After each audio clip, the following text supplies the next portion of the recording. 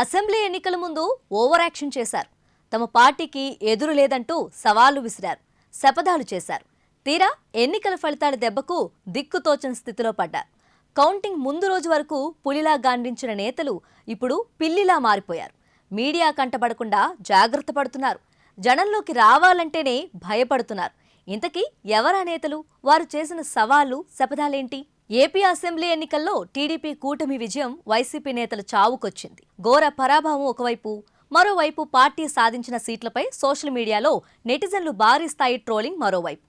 అధికారంలో ఉన్నప్పుడు ఆ పార్టీ నేతలు టీడీపీని ఉద్దేశించి చేసిన సవాళ్లపై కూడా ప్రశ్నిస్తున్నారు.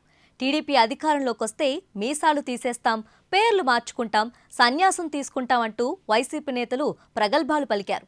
అయితే ఇప్పుడు వీరంతా ఎక్కడున్నారంటూ సోషల్ మీడియాలో నెటిజన్లు ప్రశ్నిస్తున్నారు.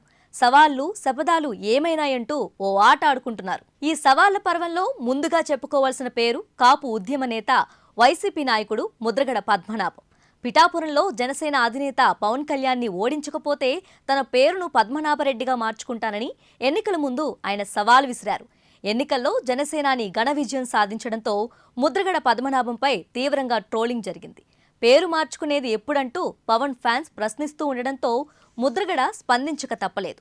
తన పేరు పద్మనాభరెడ్డిగా మార్చుకుంటున్నట్టు ప్రకటించారు. అందుకు అవసరమైన ఏర్పాట్లు చేసుకుంటున్నట్లు ముద్రగడ చెప్పారు. వైసీపీ సీనియర్ నేత బొత్స సత్యనారాయణ కూడా గట్టి శపథమే చేశారు. ఎన్నికల తర్వాత టీడీపీ, జనసేన పార్టీలు కనుమరుగు కాకపోతే తాను గుండు కొట్టించుకుంటానని సవాల్ విసిరారు. అయితే కూటమి దెబ్బకు ఏపీలో బొత్స పార్టీయే కనుమరుగయ్యే పరిస్థితి వచ్చింది. ఇక తునిలో 15,000 కన్నా తక్కువ మెజార్టీ వస్తే రాజకీయ సన్యాసం తీసుకుంటానన్నారు మంత్రి తాడిశెట్టి రాజా. రాబోయే ఎన్నికల్లో కుప్పంలో చంద్రబాబును ఓడించి తీరుతామని, అక్కడ చంద్రబాబు గెలిస్తే తాను రాజకీయాల నుంచి తప్పుకుంటానని కొడాలి నాని సవాల్ చేశారు.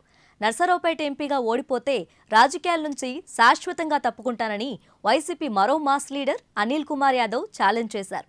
ఏపీ అసెంబ్లీ ఎన్నికల ఫలితాల తర్వాత వీరంతా సైలెంట్ అయిపోయారు. అటు రాప్తాడులో పరిటాల సునీత గెలిస్తే మీసం తీసేస్తానంటూ సంచలన సవాల్ చేశారు అప్పటి వైసీపీ ఎమ్మెల్యే తోపుదుర్తి ప్రకాష్ రెడ్డి. ఓ యూట్యూబ్ ఛానల్కి ఇచ్చిన ఇంటర్వ్యూలో ఆయన ఈ సవాల్ చేశారు.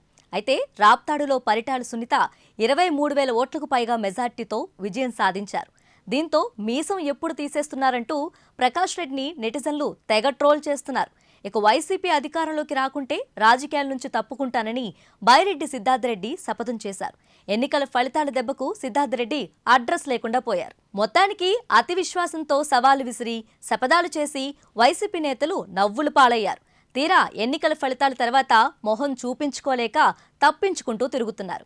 అయితే సోషల్ మీడియాలో నెటిజన్స్ మాత్రం వీరిని వదిలిపెట్టడం లేదు. శపథాలు, సవాళ్లు ఏమైనాయంటూ వెంటబడుతున్నారు.